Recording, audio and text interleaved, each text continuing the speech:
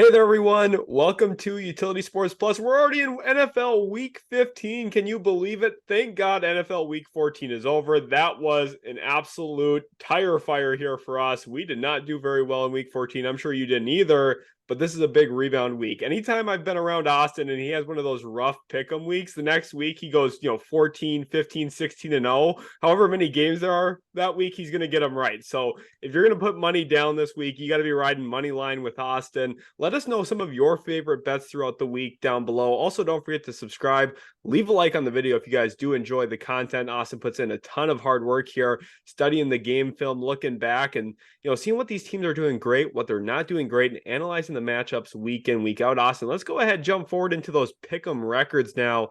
Let's just showcase to the people how great you've been this year. Oh, okay. 130 and 76.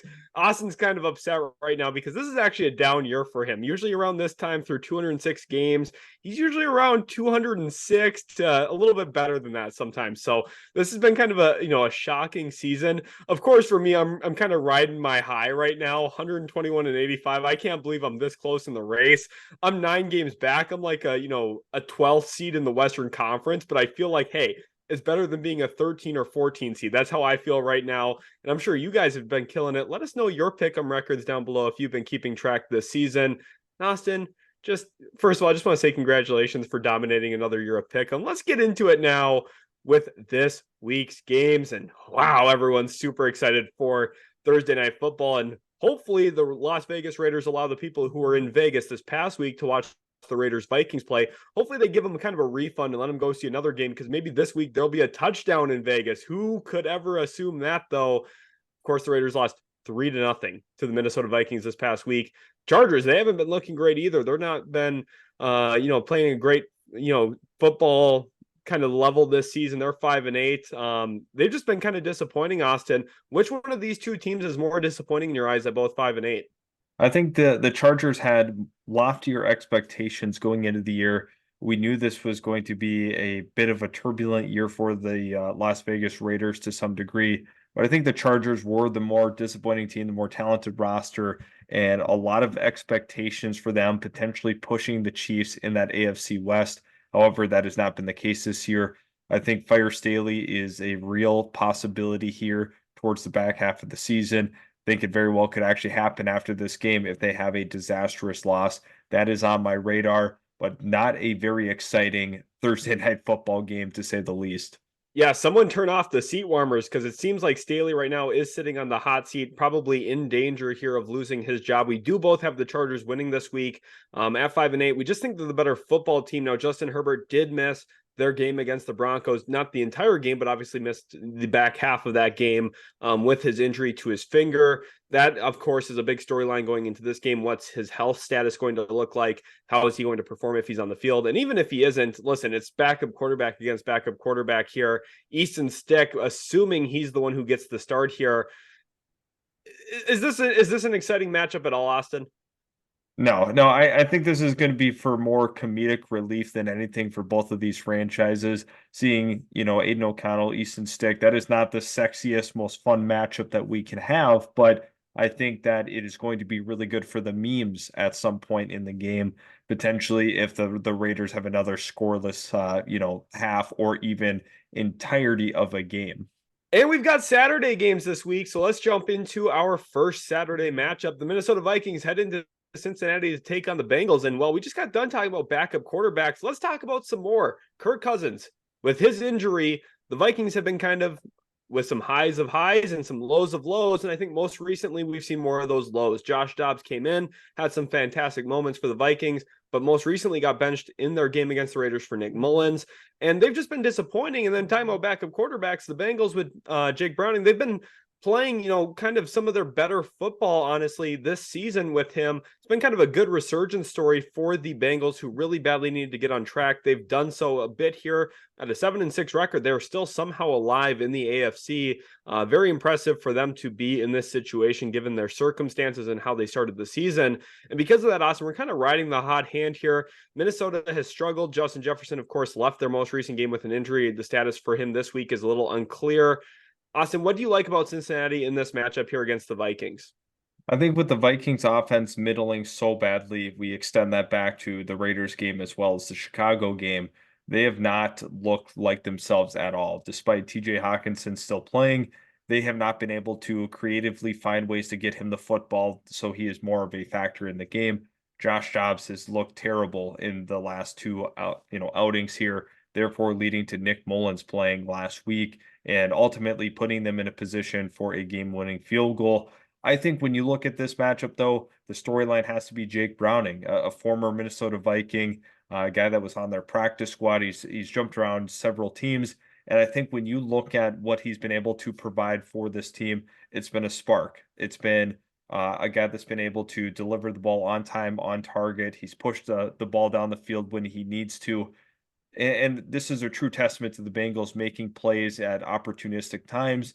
They just look so good. They look good. They look like how they should have with Joe Burrow originally. They're finally starting to get their footing late in the season, trying to make that true playoff push. I think you should feel comfortable actually taking the Bengals here at home.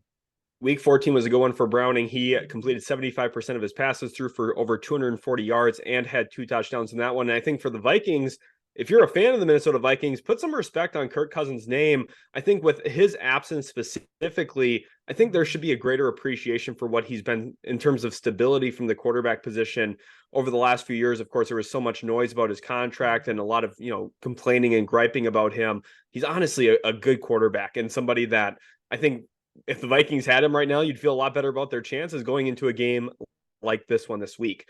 Let's jump into our next Saturday matchup here, Austin. And we've got the Pittsburgh Steelers taking on the Indianapolis Colts. The Colts actually just lost to the Bengals this past week. And because of that, I'm a little gun shy on them. I picked them going into that game. They just really disappointed me with their performance. So I'm going with Pittsburgh, which seemingly I cannot pick the Steelers right this season. Every time I pick them to win, they lose. Every time I pick them to lose, they win. So we'll see what happens here. I'm picking them to win. So maybe if you guys want to put some money down, go with that money line on the Colts like Austin's doing here. Austin, what's your take on this matchup? I'm also gun shy on the Steelers. Their game against New England was disastrous in a lot of respects, especially in the first half of that football game. They let New England get three quick touchdowns on them, and they were just not offensively able to recover and overcome that deficit. So I think that I have a lot of concerns about the Steelers. Offensively, defensively, they have some issues. I think the Indianapolis Colts here just had a rough week. It's hard to truly pinpoint who to shed the blame to, but I think the Colts are going to come back. They're right in the playoff hunt, as are the Steelers. But to me, the Indianapolis Colts are in a better position. They have the better quarterback under center, and just honestly, they have felt like the better pick so far throughout the duration of the season. For both of us, the Steelers have been a hard one to peg. Those games that they shouldn't win, they win, and vice versa. We just can't get it right with them. At the end of the day, though, I feel a little bit more confidence in the Colts.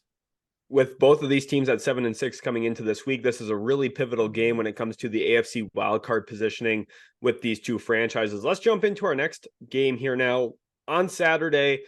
And it's the Denver Broncos taking on the Detroit Lions, and the Broncos looking to start up another win streak. They got a big win against the Chargers. They now find themselves at 7-6. And Austin, the Lions are kind of sputtering as of late. They've not been playing their best football. They actually kind of got manhandled this most recent week. The Lions now at 9-4, still hold a 2-game advantage over the Vikings in the NFC North. And I think this is a get right game for them against, yes, a kind of hot Denver Broncos team. I still like Detroit here. I think that some of their advantages offensively, specifically from the tight end position with Sam Laporta, are going to be prevalent in this matchup. And I think that they're going to be able to take advantage of certain things that Denver doesn't do super well. And for that reason, I like Detroit here. Austin, what were some of the reasons you went with the Lions in this game? I think staying the course in Pickem is a crucial part of it.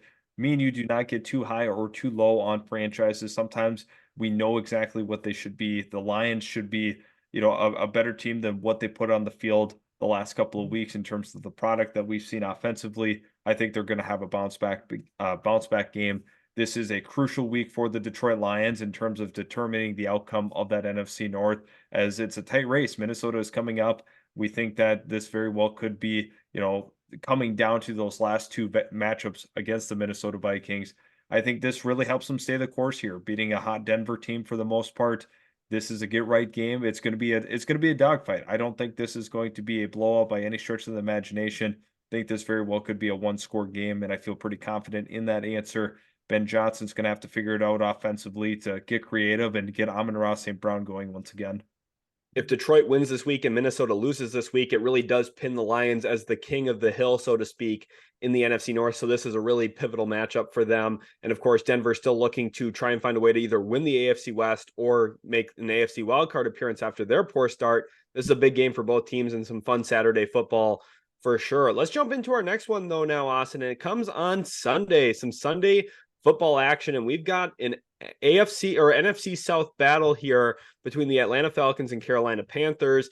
And well, the NFC South, a little bit of a slack off here this week or this season so far. 3 teams sit at 6-7. The Panthers themselves at 1-12. Is this the worst division in football right now, Austin?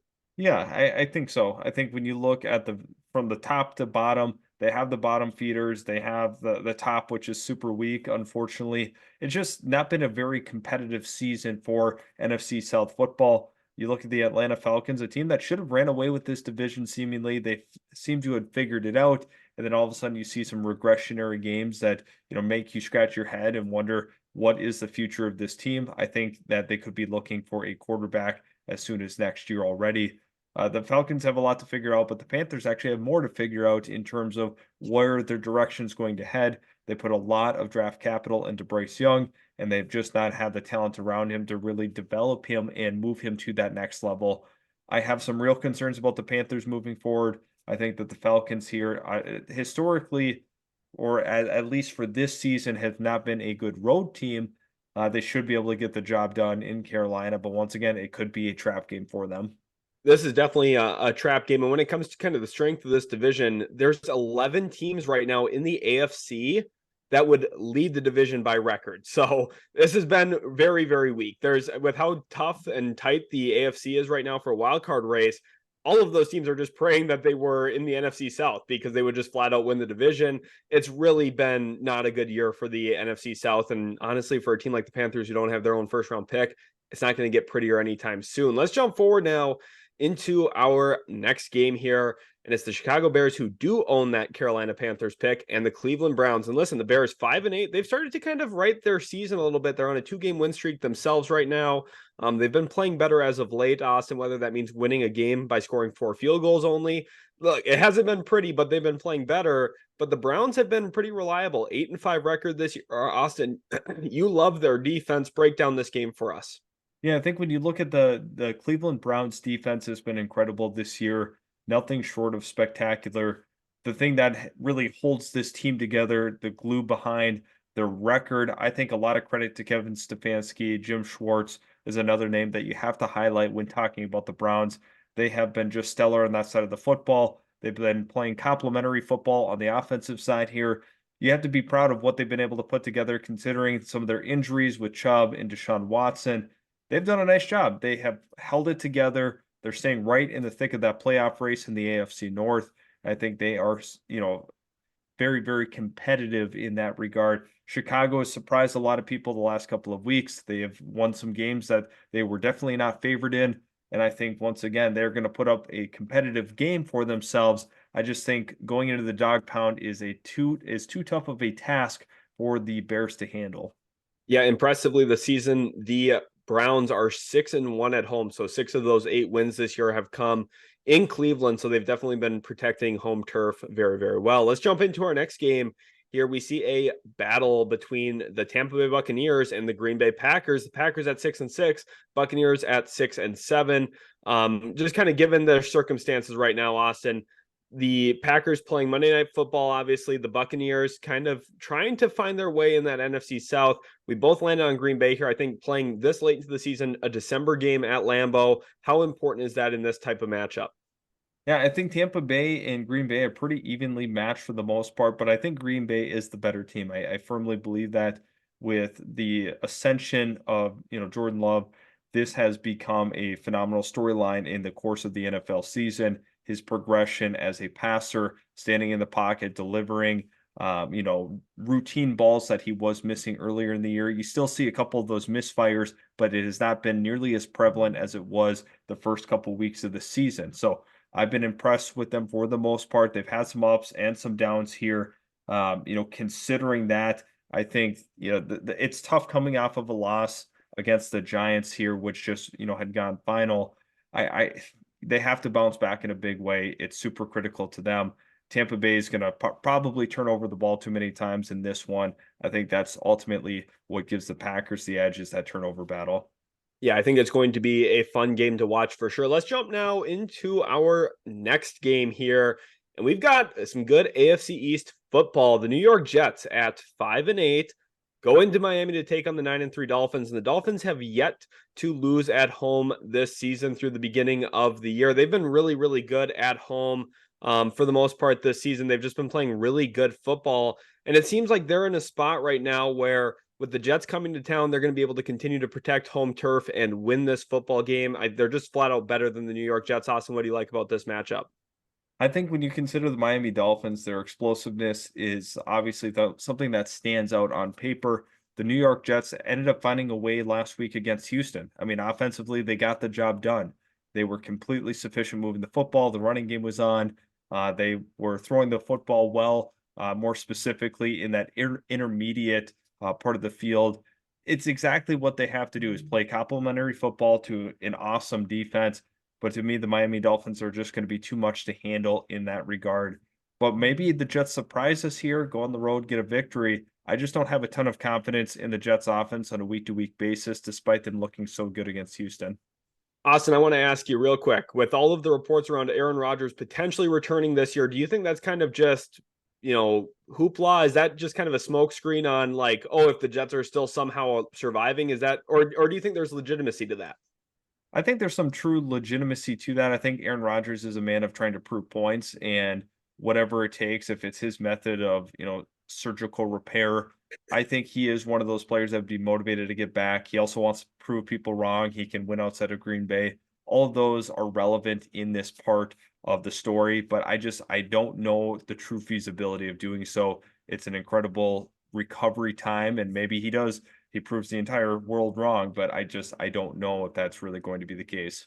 I would be completely shocked myself, especially if the Jets are knocked out of playoff contention, which they're kind of trending in that direction right now at 5-8, coming into this week. It seems far fetched to me, but I think it's going to be a fascinating storyline to keep our eyes on, depending on how the next couple of weeks go. Let's jump forward now into our next game, and we got the New York Giants, who, hey, big props to them. They pulled off a nice upset win on Monday night. They're taking on the New Orleans Saints. And Austin, not very often do I pick the Saints in back-to-back weeks. I don't really feel cool doing so. I don't feel good about it at all. But I just find it difficult to pick the Giants, who, hey, listen, they've played a lot better over the last couple of weeks, and they've kind of started to find their footing. Are you starting to believe in the Giants a little bit here, or is it kind of fool's gold at this point of the season for them? And I think a lot of people are going to get high on the Giants, but we also have to remember some of the lows that they had at the beginning of the season. I think they fall somewhere in between there. I don't think they're as bad as the start of the season had suggested for them, but I don't know if I necessarily believe in the product that they put out there. Winning some of these tight games, a lot of props to them. Maybe that suits them well in this matchup against New Orleans, who has struggled to move the football. They have, they have found creative ways to lose as well. So New Orleans has been frustrating in terms of us, pick 'em guys. I don't think that's going to be the case this week. I think they're going to hold on. It's going to be a tough environment to play in for the Giants, but at the end of the day, DeVito has proven us wrong time and time again. Yeah, New Orleans took care of business this week against Carolina. They won by 22 points in that one. So they're coming off of some momentum here as well, with a one-game winning streak. And in the NFC South, that's about as long as they get. So we'll see if they're able to double it or not this week. Let's jump forward here into our next battle. And we've got an AFC South showdown. The Tennessee Titans, Austin, are taking on the Houston Texans. And right now, the status around CJ Stroud is unsure. We're unclear right now on where he's going to be when it comes to game day. And that's part of the issue here with us recording these Monday night, is sometimes through the week we get injury updates. So you guys have to let us know down in the comment section below the latest information on CJ Stroud so that other viewers can see that info down in the comment section. But Austin, the Texans 7-6, the Titans are 4-8. For me, I don't care if Stroud plays or not. I know that sounds ridiculous because Stroud's been fantastic. He was actually the passing yards leader in the NFL coming into week 14.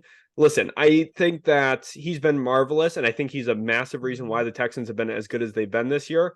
They're one game out of the AFC South lead right now. But for me, I'm just not a believer in the Titans. I've been saying that all year long. I've been ringing that bell. They're just not that good of a football team. So for me, I'm going with the Texans. The Texans also have an extra day of rest over Tennessee, who's playing Monday Night Football. For that reason, I like Houston in this game just a bit more. Austin, break down why you went with the Titans here. Yeah, I think when you consider the Tennessee Titans Houston Texans game, all of this game hinges on the health of CJ Stroud, in my opinion. I think that does make a difference in this one. Houston has been super competitive throughout the course of the year. A lot of credit to them. People were not expecting this. Now, with that being said, losing Tank Dell for the year was a huge blow to this offense. He really had unlocked that offense down the field. Creating those explosive plays is what made them so good. Nico Collins has been another big part of this offense as well. I think they could potentially get the job done here without CJ Stroud and the likings of him, but I think Tennessee at home, a divisional matchup, sometimes you just have to lean with that home team, which has actually not been really the case this year in Pick'em. It hasn't seemed to matter sometimes in the divisional home matchups. It has actually not panned out the way that we had been accustomed to seeing it. The last 2 years that we've done Pick'em here, it has not really mattered in that duration of the Pick'em history. This year more than ever, it actually just hasn't mattered, which is kind of shocking. Yeah, we've seen some really crazy things happen, and this might be one of those games this week where, look, you expect certain things to play out a certain way, and then the complete opposite happens. Let's jump forward here into our next battle. And listen, the Kansas City Chiefs heading to New England. This is one of those things. If someone record this right now, I'm going to knock on wood. If the New England Patriots win this game, I might give up Pick'em forever. Okay. They're 1-6 at home this season. Like you said, Austin, that home advantage hasn't really been there, even for a team like New England, who historically just kind of dominates at home, especially this time of the year. You're looking at a December game at Gillette. You think, hey, Patriots probably win. Except they're ending up playing here a really good team in the Chiefs. Obviously, a disappointing loss for Kansas City against Buffalo. A lot of controversy around the ending of that game. Was Kadarius Toney offsides? Should they have called it? I think that they, made the right call. In my opinion, he looked like he was offsides. But Chiefs fans, don't throw stuff at me. Don't, send me hate mail or anything. I'm not really in a position to decide those things. It's just there's a lot of controversy around this team right now. And I think the best way to settle that controversy is go out, play great football, beat a team that you're supposed to beat. You have 5 more wins than them on the season. You're a significantly better team. You have significantly better talent up and down the roster. The Chiefs win this game, and I think they win by more than 14 points. I feel pretty comfortable with that. Austin, break down this matchup. What are you looking to see here in this one? I think when you consider the Kansas City Chiefs here, this is a get-right game. It's against a team that has been struggling tremendously on offense. They found a little bit of a rhythm against Pittsburgh last week on the Thursday night matchup. But New England, for the most part, has been a disaster on offense. Losing Ramondre Stevenson has been a big deal for them. Ezekiel Elliott has actually picked up the slack in his absence, but I think throwing the football, they're rather ineffective across all areas of the field. Kansas City should be able to take care of business despite them being on the road, despite them coming off an emotional loss. I think that plays to their advantage this week. I have a lot of confidence in the Chiefs here, probably 95% to 98% on them. I'm hoping to see a really big time performance from Patrick Mahomes, kind of coming off of all that controversy. Let's jump now into our next battle, and the NFC West. 2 of the teams that we are really excited to talk about here, the 10-3 Niners and the 3-10 Cardinals. Well, I don't think this is going to be a pretty game for Arizona. San Francisco's just kind of found a rhythm. Christian McCaffrey is an absolute beast. I'm sure Austin, I'm sure all of our viewers are old enough to remember when people said to not trade for a running back. Yeah, I don't think that works very well. If you guys passed on a guy like Christian McCaffrey, 16 carries, 145 yards this past week. He's an absolute beast. Deebo Samuel went for 150 yards receiving as well. Ayuk cleared 100 yards. George Kittle cleared 75 receiving yards. This was just a great offensive showing in a pretty big time win over the Seattle Seahawks this week, kind of clinching the division, honestly, there in the NFC West for the Niners. They really have a great stronghold in that division right now. They've just been playing great football. What's your takeaway on them specifically, Austin, and how far could they go this postseason possibly? I think it's very possible that they actually go to the Super Bowl. Brock Purdy has been playing at an elite level. I would go as far as saying that. And a lot of it has to do with Deebo Samuel's involvement in the offense. We noticed during his absence, they had their lowest point in the season. Christian McCaffrey is super valuable, but the most valuable player on this team, in my opinion, is Deebo Samuel. His versatility out of the backfield, his versatility lining up in the slot, out wide, it doesn't matter. You can plug and play him anywhere. You can get creative with, making sure that he gets the ball. He's the catalyst and the engine behind this offense. I think he's going to take them to great lengths and great heights if they do stay healthy, which has been a concern for them. But to me, you shouldn't even bat an eye at this game. 49ers for sure take this one. The 49ers are currently on their second 5-game winning streak of the season. They're going to look to push that to 6 games this week and hopefully ride some momentum into the postseason. Let's jump forward now into our next game, and it's a fun one. Dallas Cowboys heading to Buffalo to take on the Bills. And if I'm Josh Allen right now, I'm feeling some type of way with that post-game handshake with Patrick Mahomes, kind of saying your piece, and all of a sudden Mahomes is just complaining about the calls. I'd be feeling a certain type of way. Maybe he comes out and lights up the Cowboys defense because of that. But it's kind of hard to picture that happening. The Cowboys, man, they've just been playing so well. Listen to their points for this year: 421 points scored, and they've only allowed 233. They have been flat out dominant, and it's so impressive with how good they've been this year. It's almost impossible to pick against them. They're 10-3. They just had a really big time emotional win over the Eagles. The Bills coming off their own emotional win. This is perhaps the game of the week, and I think it's going to be a fun one here, Austin. What are you looking to see in this game? I think when you consider how hot Dallas has been and how Buffalo is starting to find their groove just a little bit, it's a tough matchup because you have to go to Buffalo and get that victory. But Dak Prescott has been playing at a near MVP level. I think that's very fair to say. A lot of props to him. That offense, they have been moving it with consistency, not turning over the ball as much as they had last year. Fun matchup, but I think Dallas does end up staying on top here. Yeah, Dallas this past week, again, they won by 20 points against Philadelphia. Dak Prescott threw for 271 yards, 2 touchdowns. So just impressive all across the board there for Dallas. The defense has been great. The offense has been very good as well. And just honestly so impressive this year.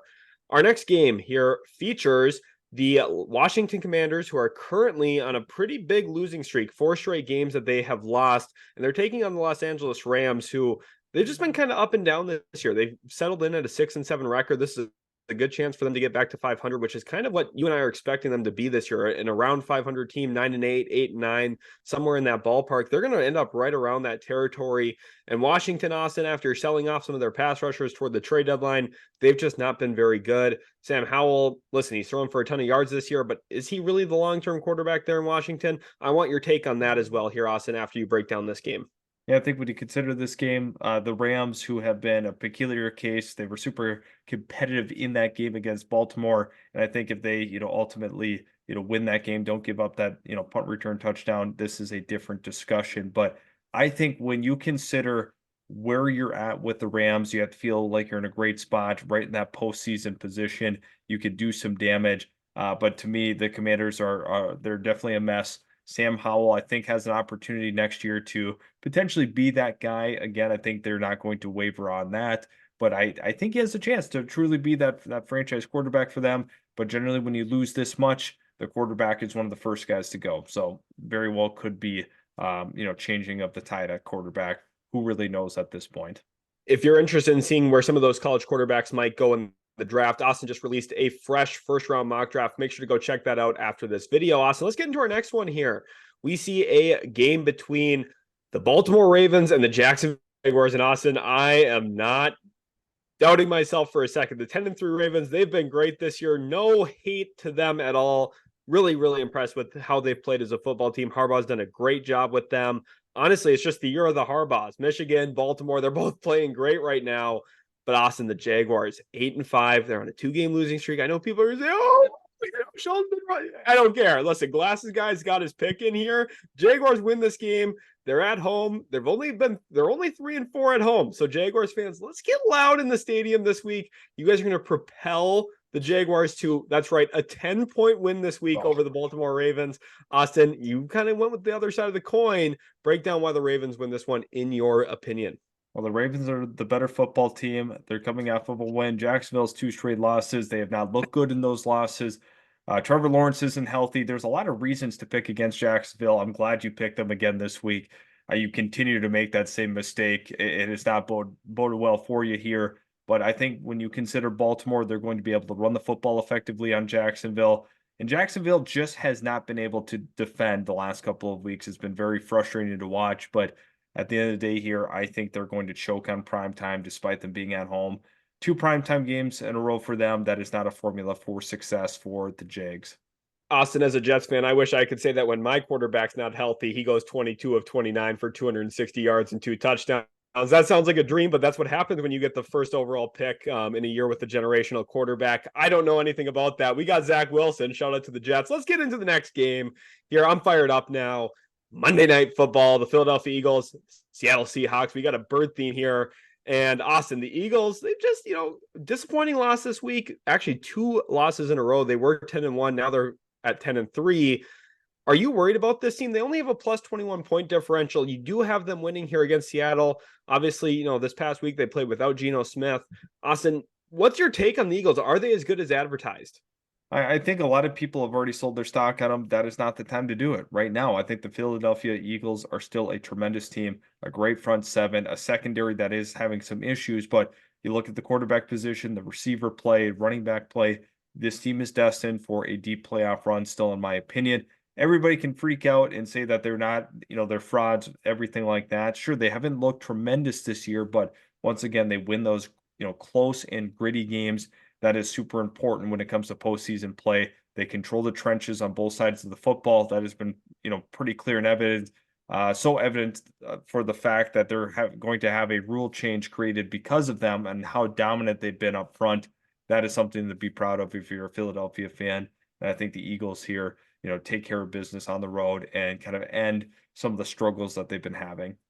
Yeah, I completely agree. All things considered, they're 10-3. They've been playing good football. They've been winning games. Even if they're close wins, they're still wins. They go down in the win column, and that's all that matters. I think the Eagles add another one here, probably a 7-point win here over the Seattle Seahawks, in my estimation. You guys did enjoy Pick'em this week. It was a lot of fun to record. Hopefully you guys did enjoy. If you did, make sure to leave a like, subscribe to the channel for more. Listen, Utility Sports Plus is where you need to be for all of your football content, mock drafts, college football, NFL. This is the place to be. Take a second out of your day. It's completely free to you. Subscribe to the channel for more. Thanks so much, guys, and we'll catch you in the very next Utility Sports Plus video.